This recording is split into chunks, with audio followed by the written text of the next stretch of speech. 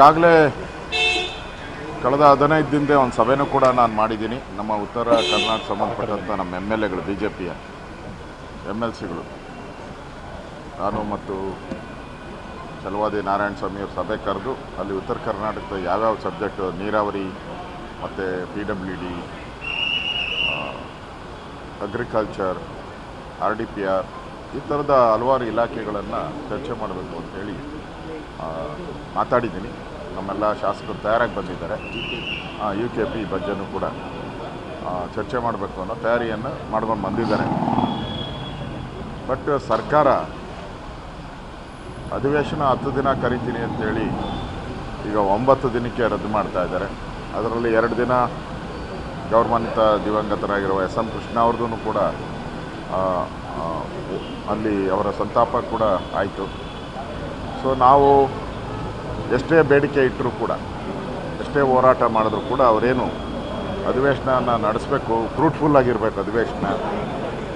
ಇಲ್ಲಿಂದ ಈ ಅಧಿವೇಶನದಿಂದ ಜನಗಳಿಗೆ ಸಹಾಯ ಆಗಬೇಕು ಅನ್ನೋ ಒಂದು ಕಳಕಳಿ ಇಲ್ಲೇ ಇಲ್ಲ ಅವ್ರ ಹತ್ರ.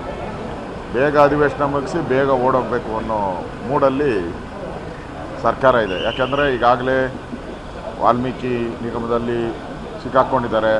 ಅದು CBI ತನಿಖೆಗಳು ನಡೀತಾ ಇದೆ. ಅದನ್ನು ಕೂಡ ಮೂಡ ಹಗರಣದಲ್ಲಿ ಸ್ವತಃ ಮುಖ್ಯಮಂತ್ರಿ ಸಿಕ್ಕಾಕ್ಕೊಂಡಿದ್ದಾರೆ.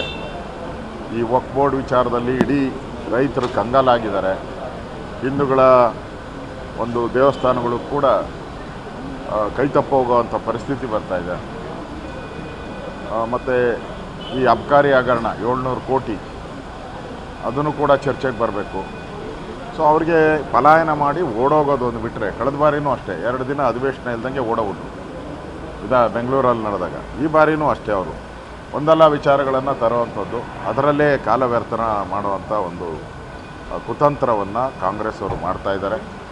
ನಾವು ಈಗಾಗಲೇ ಇದರ ವಕ್ಫ್ ಬೋರ್ಡ್ ಬಗ್ಗೆ ಸವಿಸ್ತಾರವಾಗಿ ಮಾತಾಡಿದ್ದೀರಿ. ಸರ್ಕಾರಕ್ಕೆ ಬಿಸಿ ಮುಟ್ಟೋ ರೀತಿ ಮಾಡಿದ್ದೀರಿ. ಅವರು ಉತ್ತರ ಕೊಡಬೇಕಷ್ಟೇ.